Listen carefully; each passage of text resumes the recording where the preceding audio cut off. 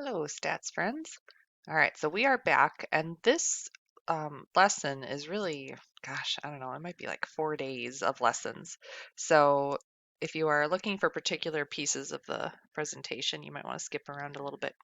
For those of you out there not from our school, just so you know, this is adapted from the Starnes and Taper book of Understanding Statistics 6E, the updated edition, I believe, just for your information. All right. So, what we're going to be doing today. So, we're still in the collecting data chapter, but now we're going to talk more about experiments, and we're going to start off with understanding the difference between an observational study and an experiment. Um, we're going to talk about the idea of confounding variables and how that stops you from being able to make cause and effect connections.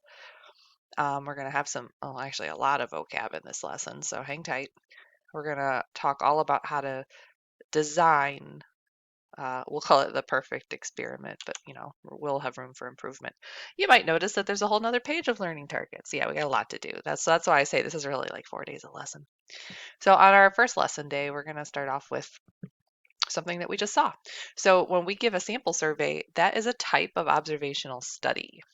So an observational study is not the same thing as an experiment. An observational study examines existing data, and sometimes it's literally an observation of what's actively happening right now, and oftentimes it's kind of historical. You go back and look at data that already exists, called retrospective, and then tracking individuals into the future would be prospective. That's not super important, but just so you understand that those are all different types of observational studies. So here, the question posed was, is taking vitamin D supplement good for you? So hundreds of observational studies have looked at that relationship um, to figure out if there's any health outcomes that they want to study further. So an observational study observes individuals and measures variables of interest, but it doesn't try to attempt and influence any of the responses. Um, and they don't necessarily mean like verbal responses from the patients in any way, just the responses of what's going on. So we're just observing what's happening. We have no influence on it is the big deal. The response variable measures the outcome of a study. So no, notice they have another vocab term here right after that. Explanatory variable may help explain or predict the changes in the response variable. So you might be able to kind of connect this with, the XY axis or the independent and dependent variables in your science classes. So if you're trying to look for that connection and figure out which is which, the way I think of it is the response variable is kind of what you're measuring. So that's the dependent variable to me. That's the y-axis. That's the outcome. The explanatory variable is the input, the x, the independent variable, and it's what we're kind of using to make our predictions to see if we can change the response variable. So if we take more vitamin D, what does that do to our health outcomes? Something like that.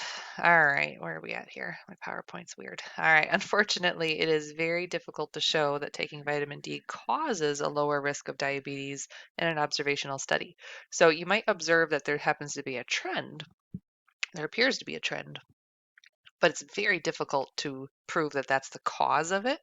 We'll get into this more later on in the chapter, but sometimes experiments, which we'll talk about next, aren't really feasible or ethical in some cases. The example they use a lot is, does smoking cause lung cancer? Well, I think we've come to the conclusion that yes, smoking causes lung cancer, but that was not done through an experiment. It simply was an observational study of many, many, many years of very profound data. You can't force someone to smoke a cigarette for a long time and see if they develop cancer. That would be weird. So that would be a case where an observational study was the right approach to figure out whether that was a connection we could make. And the only reason they were able to make that connection is because it just went on for so long and had such strong data. So hundreds of observations. We already talked about that. All right. So here's some information here out of your textbook. So there's a bunch of variables going on here as to whether or not you will develop diabetes. So the vitamin D concentration being the explanatory variable, and then whether they have diabetes or not would be the response variable in this example. But notice there's some other things in the middle here, right? quality of your diet, the amount of exercise. And these are not things being imposed on the people. These are just things that already occur with these humans that they're studying. So they've been able to kind of take the people from their sample and divvy them up into groups. So this first group has kind of a better diet and exercises more. So, you know, has, I'm going to say it, a healthier lifestyle. And group two doesn't have such a good diet and doesn't exercise very much. Um, and they're less likely to take vitamins, right? So this is what they're doing is they're trying to explain away what we call confounding variables. So if someone takes vitamin D voluntarily, so remember this is an observational study, so these are people who are electing to take vitamin D on their own, tend to be, you would think, more health conscious. Um, I'm as guilty as the next person. I do not take my vitamins. And you know what? If I made some life changes, maybe I would be more likely to take them. So what they're stating here is we have confounding. So two variables are associated in such a way that their effects on a response variable cannot be distinguished from one another. So the fact that you take vitamin D might go hand in hand with the fact that you are really, really healthy or you exercise a lot. And maybe that is why you don't have diabetes and this other person in the other group did develop diabetes because maybe they don't exercise and have a horrible diet. And I assume they're referring to type 2 diabetes here. So this is the issue. So in an observational study, you really can't pull apart these variables easily to mitigate the confounding effect. So to determine if taking vitamin D actually causes a reduction in diabetes risk, researchers in Norway performed an experiment. So they're taking it to the next level. Now they're going to try to take away this confounding variable somehow. They randomly assigned 500 people with pre-diabetes to either take a high dose of vitamin D or to take a placebo. We'll get to that in a minute. It is a pill that looks exactly like vitamin D, but has no active ingredient. So the person doesn't know that they're getting the placebo. They think they're taking vitamin D. And after 5 years, what they found from the experiment is 40% of the people in each group were diagnosed with diabetes. So the experiment deliberately created a treatment to one of the groups, right? We had the placebo group, which got no treatment. And then we have the vitamin D group that was given the active ingredient deliberately. And then they measured the response being, did you develop diabetes? So here's the other vocab word here. Placebo is the treatment that has no active ingredient, but otherwise like the other treatments.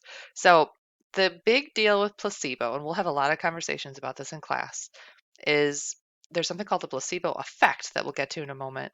For a lot of patients, especially in the medical studies, they think they're feeling better or they think they have a reduction in symptoms. And sometimes even the researchers think that there's a reduction because they know that this person got the medicine and this person did not. So sometimes, and I'm kind of jumping ahead here, but we have to be blind to the placebo even as the researcher. We got a good Grey's Anatomy example coming up, okay? All right, so let's check our understanding a little bit. Does reducing screen brightness increase battery life in laptop computers?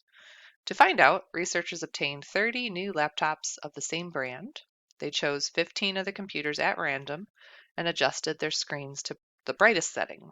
And then the other 15 laptop screens were left at the default setting, which is moderate. Researchers then measured how long each machine's battery lasted. So was this an observational study or experiment? Justify your answer. Okay, so that's the end of question one. I was kind of looking ahead. And remember, the next slide will show the answer, so try not to peek at two yet. So number one, that was an experiment because they created a treatment group, right? The treatment group was the one that they took the brightness and they cranked it up to high. And that was imposed on 15 of those laptops. Oops, back up. All right, so the other question here, 2 to 4, blah, blah, blah. Does eating dinner with their families improve students' academic performance? I hope so. Let's find out. According to an ABC News article, teenagers who eat with their families at least 5 times a week are more likely to get better grades in school. This finding was based on a sample survey conducted by researchers at Columbia University. So right there, they said it's a sample survey, which kind of leads me to believe that that was an observational study. And it was. So the students were not assigned or forced to eat meals with their family, at least not by the researchers, maybe their parents. These are families that already had that in practice in place. So this was an observational study. There was no assignment or treatment happening. All right, so next question, what are the explanatory and response variables? So remember, explanatory is kind of like your X, your independent, and response is your Y or your dependent.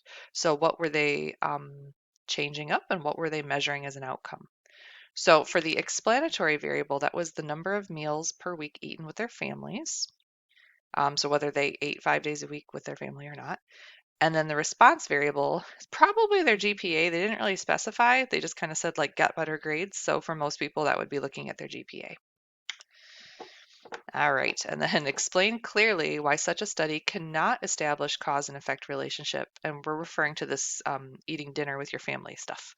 Suggest a variable that may be confounded with whether families eat dinner together. So this is, a really interesting conversation to have, and I wish we were all together to have it here on this recording, but we're not.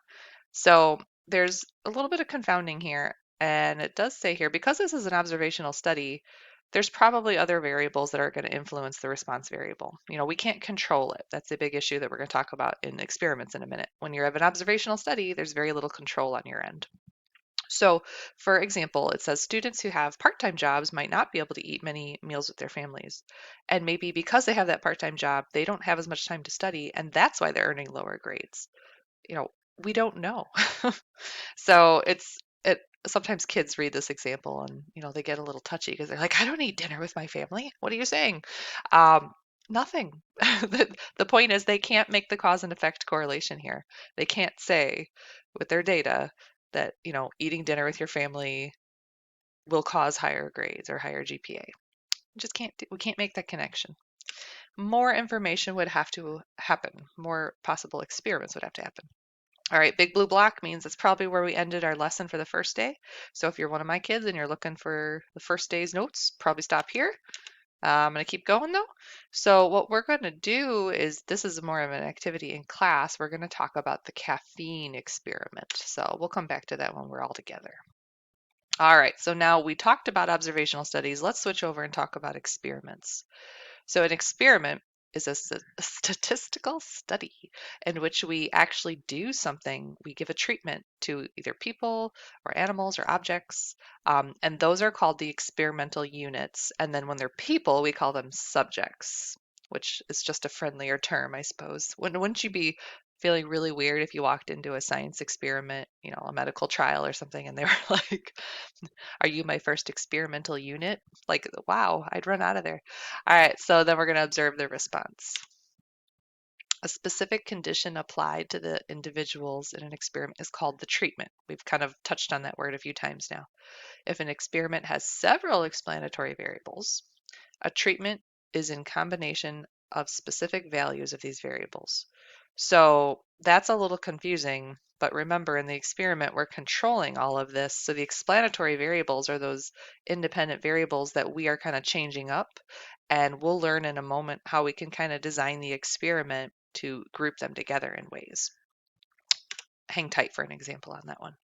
So the experimental unit is the object in which is being treated, to which is being treated as being randomly assigned.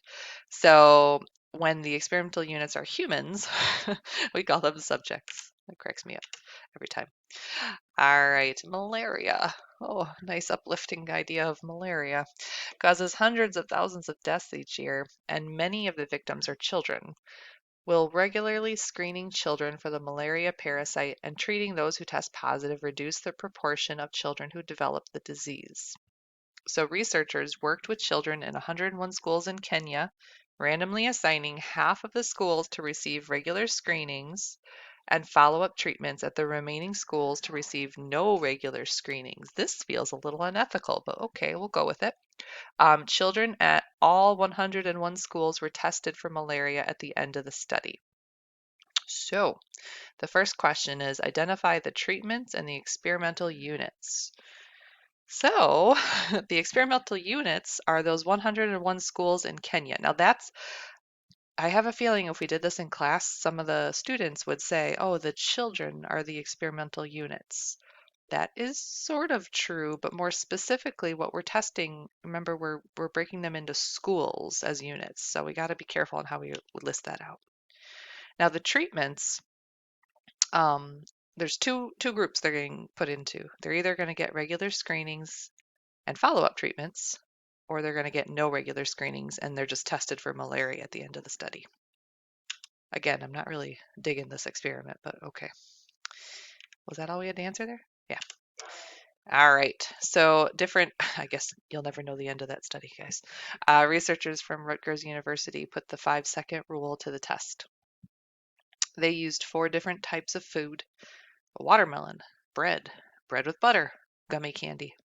They dropped the food to the, oh God, gross, to 4 different surfaces: stainless steel, ceramic tile, wood, and carpet.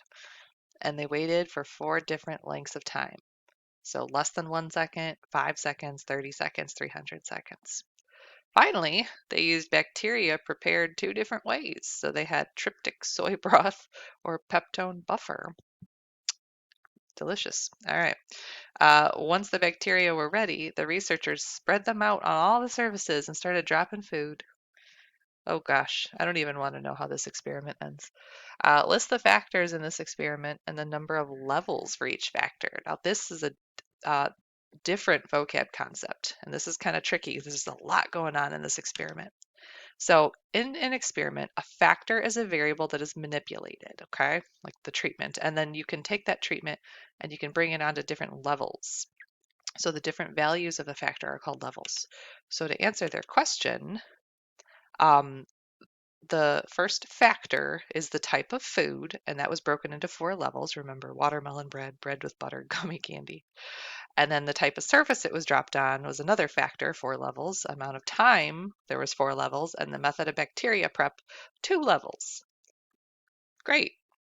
Delicious. Wonderful. I have a really strong feeling that that experiment ended with a whole bunch of gummy candies being stuck to carpet, but whatever. All right, designing experiments, comparison. A huge idea is comparison. So if we have a good design, that allows us to have what we call an effective experiment, and that allows us to eventually make inferences to the population. But you have to have a good design for this to happen, just like we did with sampling, right? So let's see what happens what it looks like when we have a bad experimental design, okay? So here we have experimental units, so the subjects, if they're people, being given a treatment, and you measure the response. All right, so you might at first glance look at that and go, well, what's wrong with that? In this design, there's many other variables, and besides the treatment, that are potentially confounded with taking caffeine. They're referring back to that caffeine experiment from before that in class we're going to start with. So the remedy to kind of mitigate that confounding is to do a comparative experiment where you have 2 or even more groups. Okay, so not just one group of experimental units, but breaking them up so we can kind of take those extra variables out of the system. And this is where it leads us to what's called a control group in an experiment. So a control group is basically used as our baseline for comparing how the treatment affected everybody else. So when you're doing your experiment, you want one group set aside that has, often they're given an inactive treatment called a placebo. We talked about that before. And sometimes they're just literally the control group because maybe they're not humans, but they're actually like plants or something that you don't need to actually give a placebo to. Because plants, I mean, I don't want to offend anybody, but I don't think plants really register that they're in an experiment. So anyways, we have a control group that when we look at the treated group, we can compare it back to. In all other aspects, the treatment groups should be treated exactly the same so that the only difference is the treatments, okay? And a lot of these have such a human component that that's where we have issue, right? That's where we have a bad design because the humans kind of screw it up. So we got to be careful. This way, if there's convincing evidence of a difference in the average response, we can safely conclude that it was caused by the treatments. We'll get more into that on our next section, which what allows us to make inference. All right, we've touched on this one too, the placebo effect. It describes the fact that some subjects in an experiment will respond favorably to a treatment, even if they don't actually get the treatment. We call this the mommy kissed your boo boo in my house. So when you skin your knee as a little kid and mommy's like, oh, I'm sorry. Do you need a band-aid on it or a kiss? And then, of course, the little kid says yes. And then it happens. And then what do you know? The kid's up and running about 3 seconds later because they feel just fine. Now, did mom actually do anything to medically improve that injury? No. That was just what we call now in stats a placebo effect. The child thinks something happened, and that's what's important.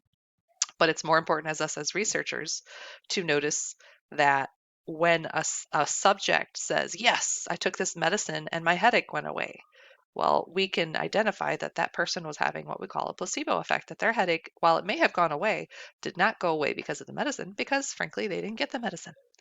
All right, and this is where in class we're going to have a long conversation about Grey's Anatomy, because if you've never seen this episode of Grey's Anatomy, I need everybody to go watch the episode of Grey's Anatomy where um, Adele is in the the experiment, excuse me, for Alzheimer's, and Meredith, yeah, Meredith messes with the subject assignment, okay? I want everyone to go watch that episode for homework, and then we'll talk about it in class, okay? So in that episode, you'll find out that the doctors were also blind in that experiment as to who was getting the treatment and who was not, who was the control group. That's actually really important in a lot of experiments because, as researchers, especially in something that's sensitive, like here's this medicine that may or may not save somebody's life. You don't want to know that the person is getting the medicine or not, because it's probably going to change the way that you interpret results, listen to their answers, treat the patients perhaps. Not that you're going to treat them like garbage, but I don't know about you. I'd really have a hard time noticing, this person thinks they're getting better and I know they didn't get any medicine. So maybe I think being double blind in that case might be the best. Now, in a single blind experiment, this is where just the subjects don't know they're getting a treatment, but the researchers do.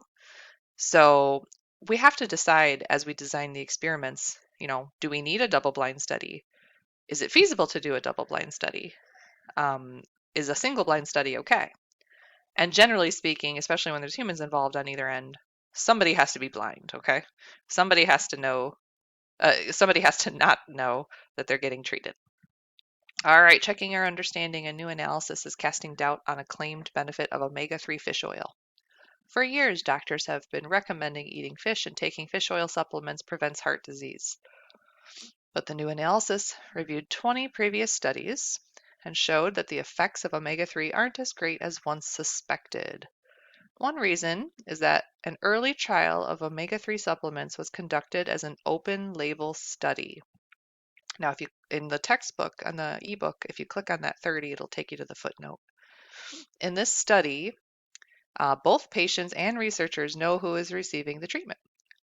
Okay, so describe a potential problem with an open label study in this context, and then describe how we can fix the problem identified in question 1. So ideally, you out there in virtual land, you should be pausing the video now and kind of jotting down your own thoughts before I flash the answer at you, okay?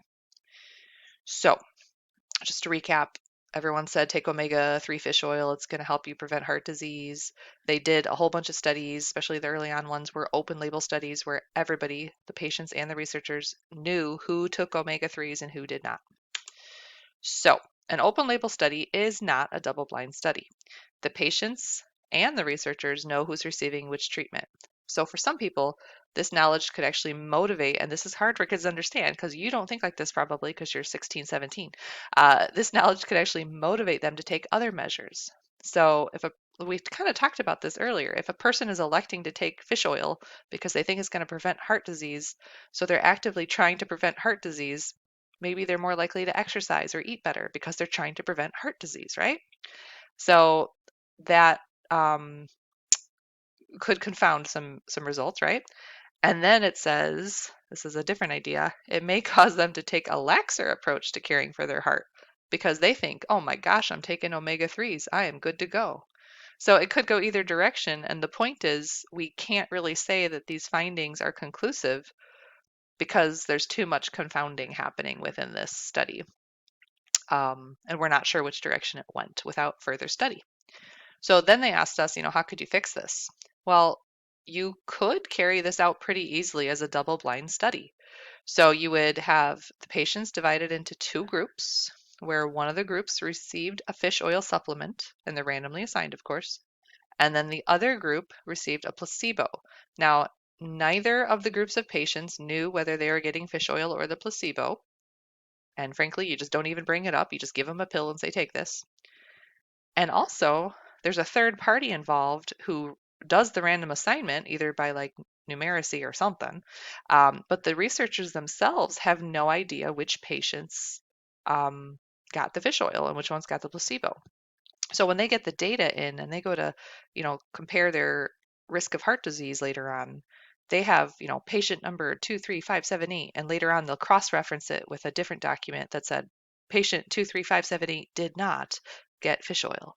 And then they can put their results together that way. So pretty easy to make that one a double-blind study, which would give better results, frankly. All right, big blue block means it's probably the end of that next day's lesson. Who knows? Maybe we'll move on. I'm not sure. So now let's talk about designing the perfect experiment. And this is actually a lot harder than it looks, because how we communicate this experiment design, it almost becomes like an essay, a small essay. So hang with me here, guys. So random assignment, that is a huge part of experiment design. To create roughly equivalent groups at the beginning of an experiment, we randomly assign them. And we've already talked about this. It's the same ideas that we used for random sampling, but this is called random assignment. So watch your wording on the AP test. If you're referring to an experiment, make sure you say random assignment and not random sampling, because we're not sampling. All right, so it means that the experimental units are being assigned to treatment as a chance process. So this should look familiar, although they really do. This one cracks me up. The 20 slips of paper. Okay, this is definitely a way to randomly choose things, right? It's the idea of drawing names from a hat. I don't really think scientists out there in the world are sticking names in a hat and drawing them out, though. I'm sure they use more fancy techniques for randomly assigning to treatment groups, but it is an idea. So if we have 20 students who agreed to participate in the caffeine experiment, where you're going to chug some caffeine, I guess, and then take your pulse rate. Describe how you could randomly assign 10 students to each of the two treatments. So for the first option, 20 identical slips of paper. So on 10 slips of paper, you write A, and on the other 10 slips of paper, you write B. You shuffle them up in a box, in a hat, in a bag, I don't care. And you hand one slip of paper to each volunteer. Make sure the papers all look and feel the same. You know the drill. If a student gets an A, that means they get caffeine. And if a student gets B, they're going to get caffeine free. Okay, so that would be a definite random assignment using slips of paper. But do you see how much words we had to use there? How many words we had to use? So it wouldn't be good enough on a AP test to just say, I used 20 slips of paper, shuffled them up, and handed them out. Like, you have to be real stinking specific, and that's kind of frustrating. But we'll get used to it. All right, technology. This is kind of my bread and butter. I love using technology for this. So we would label each student with a different integer. If there's 20 kids, we can go 1 to 20. And then we could use our random number generator on our calculator, random integer, you can say no repeat. And you would choose 10. So the first 10 that came up would be the 10 that would get caffeine, and then the 10 remaining students who were not chosen would get the caffeine free. And then the old school way, remember that lovely chart, table D in the back of the book? So because we're labeling 1 to 20, we would label them actually 0, 1 to 20. And then we would go pick our favorite row in table D and start listing off 2-digit numbers. And every time we got a winner, we would say they've been selected to receive caffeine, and we would keep going through the rows until we got 10. And remember, if you got somebody that was, outside of those parameters, you just move on. So if you had 62 show up, you would just skip over to the next one. We've done that before in sampling. It's the same idea. So that's the idea when you go to randomly assign for an experiment, because they're going to ask you this on the AP exam, fully design this experiment. You have to start with that. So your first paragraph is, how are you randomly assigning? The next idea for an experiment is, do you have control? So control meaning that you're going to try to keep all the other variables constant for the other experimental units, for all experimental units. So control, after you randomly assign the treatments and controlling other variables, treatment groups should be about the same except for the treatments. We'll talk a little bit more about this because there's something called blocking coming up. But what we want to really measure here is just what you're measuring is the difference in the average response must be due to the treatments and not due to either the treatments or the random assignment. Okay, so what we want to measure, we want to make sure that is controlled so we can at least make a conclusion that yes, the treatment made a difference, or possibly it was sampling so I shouldn't use sampling, sorry, variability in our assignments. We can't say that there are any differences in average responses between treatment groups must be caused by the treatments because there would likely be some differences just because of random assignment. It's unlikely to produce two exactly equivalent groups, right? I don't care how you randomly assign them, there's going to be a little bit of variability in there. So we're in the game of like close enough to make a considerable argument, I guess is where we're going with this. All right, now the final idea for an experiment is replication. You have to use enough experimental units or subjects to distinguish a difference in the effects of the treatment from chance variation. So if you're trying to figure out, if your study session with your friends was successful and you only have two friends and two friends did well on the test, that's not enough replication, right? You also don't really have any control there, but we'll get to that later. So you have to do it more. You have to have more trials, if you want to think of it that way. You have to have more experimental units or subjects involved. You just need more. You need more replication. In statistics, replication means use enough subjects. But be careful because I know some of you are in like biology classes and other things. The term replication means something totally different in those classes, so don't get confused. All right, principles of experimental design. Here we go. Comparison. You must have comparison where you can compare two or possibly more groups, where one of the groups is going to be control. So then you must randomly assign them to the groups, whether they're getting a treatment or not, or if there's more than one treatment, you have to assign that as well. Doing this randomly helps create roughly equivalent groups of experimental units. So that will allow you to balance out those confounding variables because there should be enough of that spread amongst the groups. That's the idea. Control. Keep other variables the same for all the groups, especially variables that are likely to affect the response variable. Control helps avoid confounding and reduces variability in the response variable. Replication. Use enough experimental units in each group so that any differences in the effects of the treatments can be distinguished from chance differences between the groups. So you just got to do enough of that to make sure that you're seeing those results happen again and again over a larger subject base. All right, let's see what we're doing here. Many utility companies have introduced programs to encourage energy conservation among their customers. An electric company considers placing small digital displays in households to show current electricity use and what the cost would be if this continued for a month. Will the displays reduce electricity use? One cheaper approach is to give customers a chart and information about monitoring their electricity use from their outside meter. Would this method work as well? Almost as well. The company decides to conduct an experiment using 60 households to compare these two approaches. So display versus chart with a group of customers who receive information about energy consumption but no help in monitoring electricity use. Explain why it is important to have a control group that didn't get the display or the chart. And then we're going to describe how to randomly assign the treatments to the 60 households. And then what is the purpose of randomly assigning treatments in this context? So if you're out on your own here, you should pause the video and jot down your own thoughts before I show the answers. All right, so first, oops, that's not good. Well, you'll have to trust me on that one. Okay, it is important to have a control group that did not get the display or chart for comparison purposes. So remember, one of the key entities of an experiment was comparison. That control group is going to give you that comparison. It's going to show you how much electricity a customer would naturally use without us intervening at all. It's going to serve as a baseline. So then, if you remember, the second question was describe how to randomly assign the treatments to the 60 households. So remember, there's 2 treatments, but then we also have the control group, right? So we're going to have 3 groups of 20.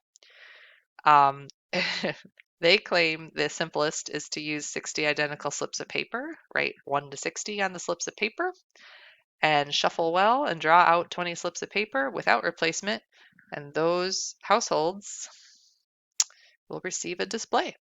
Draw out 20 more slips of paper without replacement again. Those households will receive the chart, and then the 20 that are left in the hat or whatever you're using will receive only information about their energy consumption. That's like the control group.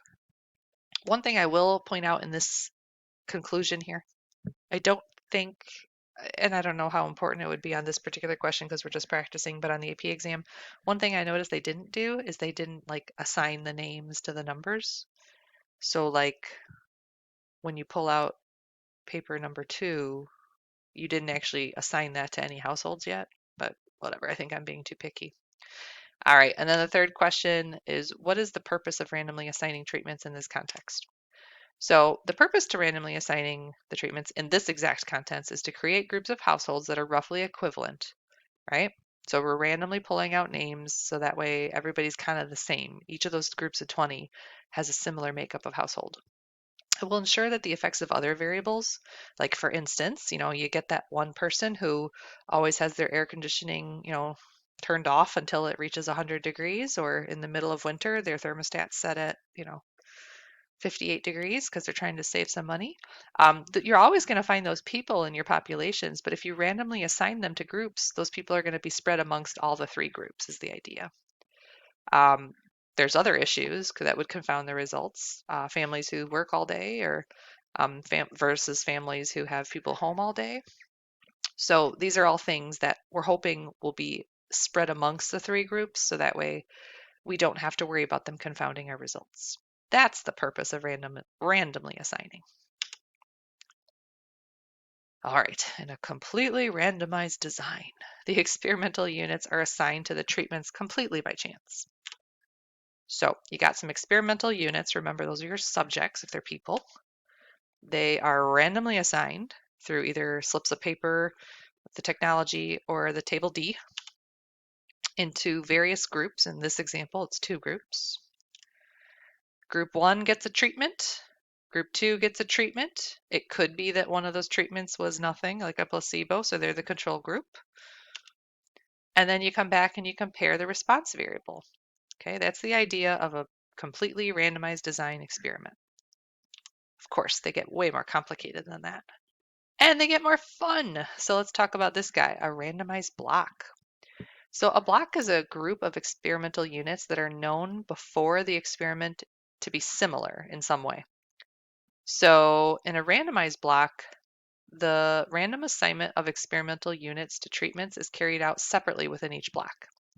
We're going to have some examples coming up here in a minute, but we try to use some high school examples with you guys all the time.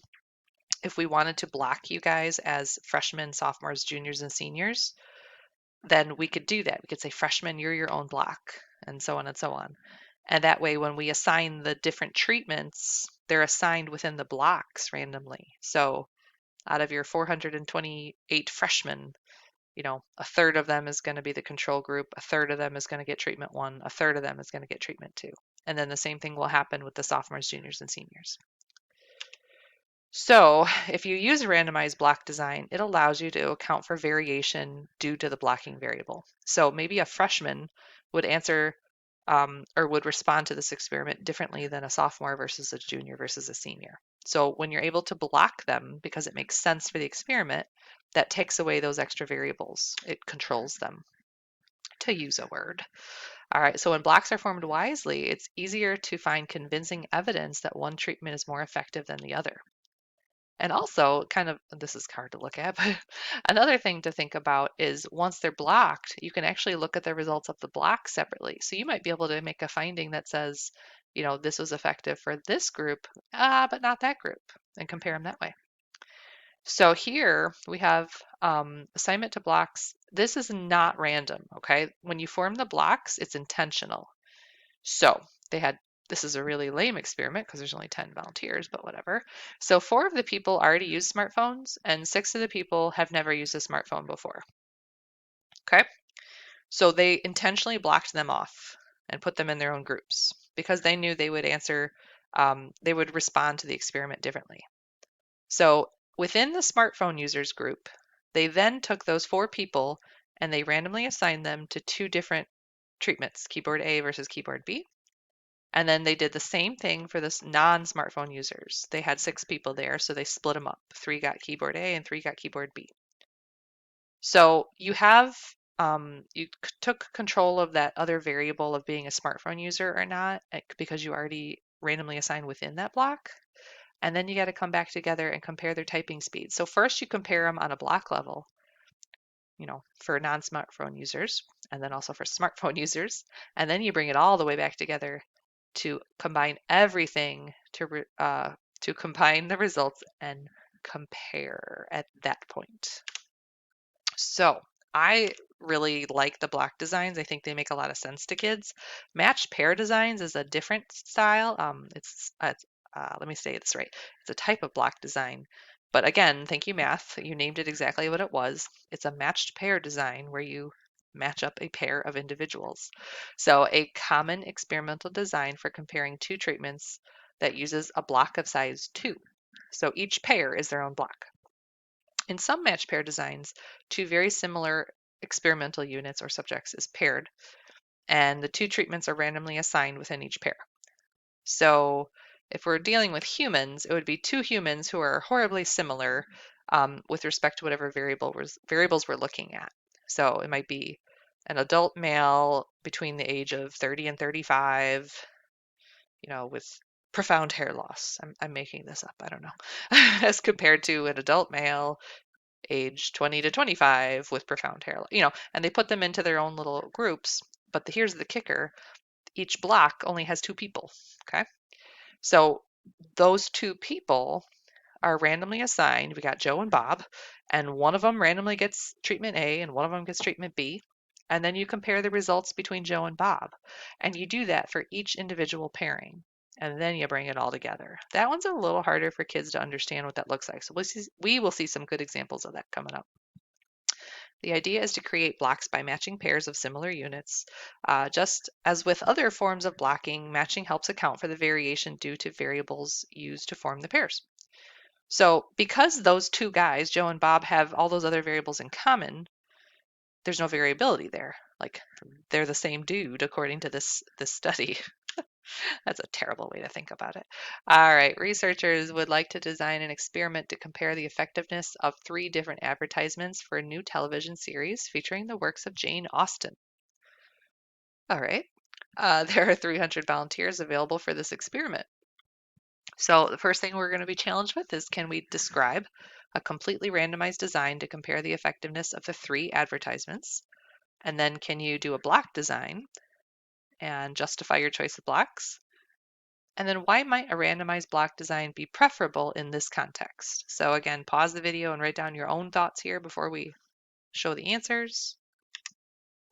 All right, so this is just the answer to the first one, so bear with me. If you remember, we have 300 volunteers, and we're going to be randomizing them to have 3 advertisements. And we're going to see how effective these advertisement options were. So, number of the volunteers, 1 to 300, and then they chose a random number generator this time, so maybe we would use our calculators without replication to produce 100 different random integers from 1 to 300. Those people would get the first advertisement. And then you do it again to produce 100 more. And those people, and remember we weren't repeating, so they should be skipping over people who are already selected. So those next 100 people will get the second advertisement, and then the remaining volunteers will get the third advertisement. Once that happens, and I'm not really sure exactly what they're doing, I don't know, or judging the effects of the advertisement, then we're going to compare the effectiveness of the advertisement for the three groups. So I assume there's some sort of information they're collecting, would you watch this show or not? All right, so remember question 2 was, how can you make this a randomized block design? So the advertisements may impact the volunteers differently depending on whether or not they even know who Jane Austen is or any of her works. So if I'm really into, English literature and I did like my dissertation on Jane Austen works, I might be very interested in this show. To control this influence, let's block the people that way. Let's say, first question out of the gate, do you know who Jane Austen is? Are you familiar with her work? And once they've determined that, they would put them into block 1 or block 2. Block 1, they're claiming could be the people who are familiar with the work, or not familiar, excuse me. And block 2 would be the people who are familiar with her work. Now, once they're in their blocks, then you would randomly assign the 3 treatments. So remember, we're in block 1, which are the people who are not familiar with her work. I forgot how many people we had here. So it was 300 total, right? Yeah, so block 1's going to have, oh, I'm sorry, we don't know because it depends on how they answer, right? So whatever number's in block 1, it could be 20 people, I have no idea. A third of them is going to get advertisement number 1, a third will get advertisement number 2, and a third of them will get advertisement number 3. And then we move over to block 2. Again, I have no idea how many people are in there, but a third of them will get advertisement 1, a third will get advertisement 2, and a third will get advertisement 3. Once we can do that, collect all the information and gauge the effectiveness of the advertisements, either within the blocks themselves and possibly combined together as a massive sample. Or I shouldn't say sample. Gosh, golly, Abruzzo. All right. So what might be interesting to the company is, hey, advertisement number 2 is really effective for people who are familiar with Jane Austen's work, but advertisement number 3 is very effective for people who have no idea who Jane Austen is. So when they're trying to figure out who they're going to advertise to and where they're going to spend their money, that might change how they make their design. Who knows? I do not have an advertisement or marketing major. All right, so the other question on here, why might a randomized block design be preferable in this context? Ooh, I think I kind of leaked this out. A randomized block design accounts for a variability in the effectiveness due to their familiarity. It might make it easier to determine the effectiveness of the 3 different advertisements. Okay, so if we find out through our little study that almost everyone in this area is familiar with Jane Austen and her work, and we know that this particular advertisement works for that, then that's where they're going to spend their money. All right, learning targets, that means we're at the end. So there was a lot of information there. Like I said, this is like a 4-day lesson. This one goes on a long time. We're going to do a ton of activities. We're going to answer a ton of questions together. We're going to do some practice AP questions. It's going to be a real hoot, let me tell you. I hope you guys enjoyed all that vocab thrown at you really fast. And, I'm kind of curious, some of those experiments they kind of hinted at earlier in the lesson, I'm curious how they ended up because, a little fun fact for you, these things in your book, these experiments and studies and designs that they talk about, when there's footnotes on them, they're actual studies, right? So you can go back and look at the results and you can find out if someone, looked at the study again some more, which kind of might be fascinating. I don't know, maybe leads to your own study when you go to college. All right, good luck, everybody.